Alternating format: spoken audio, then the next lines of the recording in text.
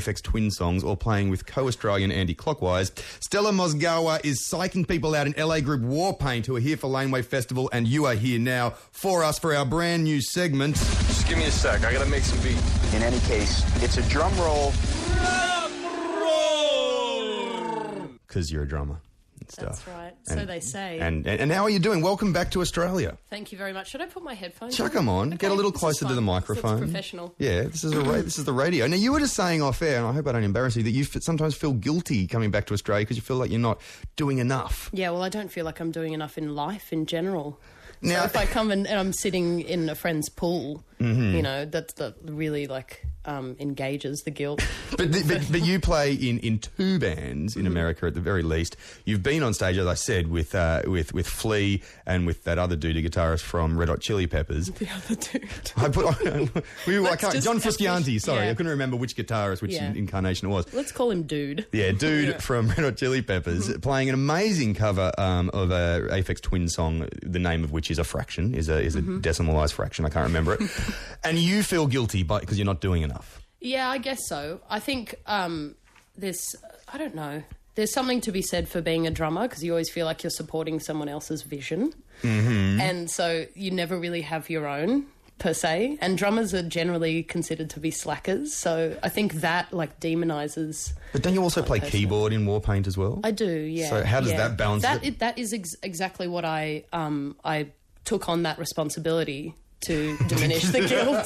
I don't even know how to play keyboard, but I asked them to put /keyboards. Right. Yeah. And you just have one sort of just plugged in near you somewhere. I've got a Casio. Oh, yeah. Something. Yeah. A MIDI keyboard. Yeah. So you've been back in Australia for a little while, feeling guilty laying in people's pools. Which part of Australia are you from when you're here? Sydney. And so you spent time in Sydney. Yeah, the northern beaches. Right. So this is now you left Australia. You were playing in the rock and roll band Mink a couple of years ago. That's right. And you play in Andy Clockwise's great band as well. Yeah. How does it come that you now playing in LA band Warpaint? What happened? Well, actually, it was through the Chili's. The Chili Peppers. Yeah. They hooked it up. Yeah, they did because they were friends with John and Emily used to date. And that's John Frusciante and Emily from Warpaint. That's right. Dude and Emily used to date a bunch. And they kind of recommended me for the band a while ago while they still had a drummer. Right. And so that wasn't really going to work out. Yeah. Because they kind of had people helping out and stuff on tours, and I was going off on tours and had to pay my rent somehow. Yeah. So after that, there was a moment when both of us were, totally free to be with our funky. Yeah. your funky...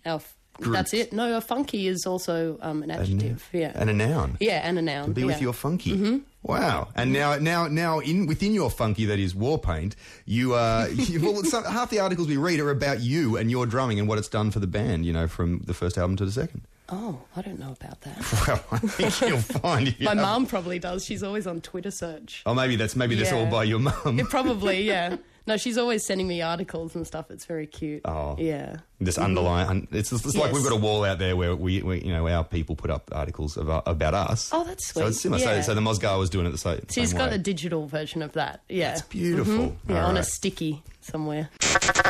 Now, we have this segment called the drum roll because last year we noticed that when talking to bands, the drummers had the best stories, and the theory is because it is, you do, apart from the fact that you're moving around a fair bit behind the kit, you get to see a lot from the stage. I was talking to the drummer from the Jezebels on the J Awards night last year. He actually saw a hand job take place during one of their tunes, which is quite interesting. Now, being someone that has played on stage with members of the Red Hot Chili Peppers, with Andy Clockwise, the Australian, and with Warpaint, amongst others, what is it that you get to see? What are the things? I think the recurring theme with audience members nowadays, maybe it's just my pessimism, but I've noticed that if I'm really, really getting into a song and I'm kind of being a rock pig and I'm looking out into the crowd and everyone's really enjoying it, I will always find the one person in the audience who is yawning incessantly. And it will always kind of bum me out. But now it's really funny because I've gotten the girls to realise it as well. They can kind of pinpoint the yawner. Is there a signal that goes around on stage if there's a yawner? It's usually a smile. Yeah, it's usually a turn and smile. You can't take yourself too seriously. But the yawners are always in the front row. I don't know what that says about us. Well, no, I think what it says, it's not about you. It's actually a survival instinct by these habitual yawners because they know if they're at the front, they got something to lean against when they fall asleep. That's true, yeah. So they might all be narcoleptics. Stella, have you exactly, and it's the pressure, the high pressure of the inspiring psychedelic rock and roll that is causing them to fall asleep. You know, there's these contra rhythms. They're freaking me out. Yeah, it's way too much for any human being to handle. Have you ever shamed the yawner? Have you ever stopped a song? Have you turned to the yawner and sort of highlighted? God, no. Because if I were a yawner, I'm sure I've been a yawner at a gig before. If I got pointed out and told to leave, I don't know what I'd do to myself. Are you a yawner? Are you listening, going, wait a second? I'm a yawner. I've been at the Chronic. If you've ever actually been, shamed by a band for yawning. I know. This is my oldest memory, I guess it would be, when I was young. I was watching the John Farnham Whispering Jack video, or it was on the tellies, like on Channel 9 or something. And during one of the songs, I don't know what it was, he was like singing to the crowd, and then he sees this guy. I'm guessing he sees a guy, and he crosses his arms as if to imitate this guy, and then flips him off. Oh, wow. This is John Farnham on national television during Whispering Jack. So he was like, without stopping the crowd, he shames that guy. Maybe someone just thought he was schizo. Maybe he was. What is he looking at? He's What's he doing? crossing his arms again. Yeah. Oh, no. He's going to do Touch of Paradise. It's going to be so weird. Oh, good. Let's listen to some music. If you are a yawner, feel free to give us a call, 1300 055536, and admit to being a yawner if you've been busted by the band for being a yawner or appearing in some way disinterested. It's okay to admit it. Tell the world. Stella from Warpaint is in. You guys have you've got the Laneway festivals coming up soon, and a couple of shows. 2 shows at the Northcote Social Club in Victoria, and 1 show at the Oxford Art Factory. Or Oaf. As everyone's been telling me. I don't think anyone in Australia calls it that, but I'm glad that they told you that they did. Well, just my circle of friends, just the 2 of them. You can't make a circle with 2 people. That's true. God, with your arms outstretched. I have perhaps really put myself in a circle. And speaking of putting ourselves in a circle, we thought it would be a good idea. I thought it'd be a good idea to have people call in if they yawn at gigs, and they make for great. I'd call you to tell you about being a yawner, but I can't be bothered. I'm too tired. Thank you very much for that text. We do have Josh from Perth, the home of Young Revelry. How you doing, Josh? Oh, you're from Darwin. Oh, yeah, I'm from Perth, but I'm in Darwin at the moment with my mum. Oh, lucky you. What's the weather like in Darwin right now? Oh, it's been pretty crappy, actually. A lot of rain. Few storms coming through. I don't think of another state where it's been a little bit worse, actually, Josh. In fact, 2 perhaps. But nonetheless, you went to No Sleep Till in Perth. Yes, I did. What were your picks of that festival? Oh, I thought it was absolutely amazing. It was on my birthdays, but I thought it was the best thing I've ever been to. Did you say birthdays with an S at the end of it then, Josh? No, birthday. Okay, sorry. No, I thought you may have had 2 on the one day. Anyway, that's cool. And so you yawned at the festival? Yes, there was, we were at the front row. We were waiting for trying to get a good spot. And a band that I've never really heard of called Alkaline Trio was up there. And a lot of people were getting into that, but I found it really boring, and I yawned. And the guitarist gave me a weird look and stuff. It was actually quite funny. Maddie Skeever gave you a dirty look for yawning during Alkaline Trio. Oh, that's good. And did you then, sort of buck up and try and stay awake for the rest of it? Oh, yeah, I was crowd surfing and in the mosh pits and everything for the rest of the day. It was great. Did you see Gwar?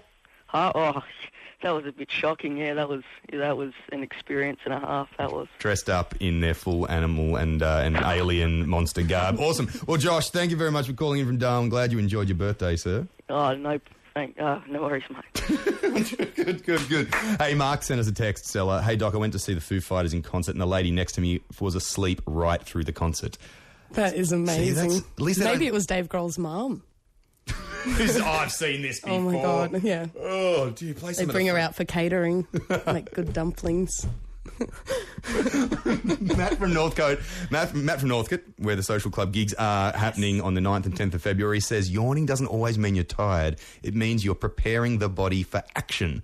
Ooh. Sports people often yawn before they head out into the field, as do animals on the hunt.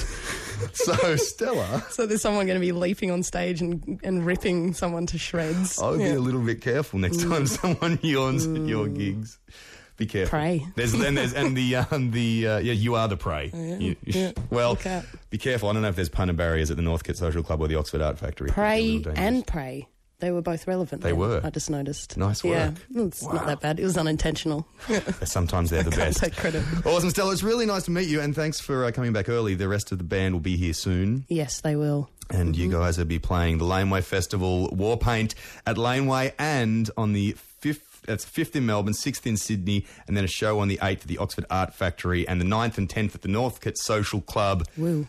Be prepared to yawn if you're going and checking them out. Yeah, come in the masses, all the yawners. Ready for action, as the thing suggests. It's the top Triple J.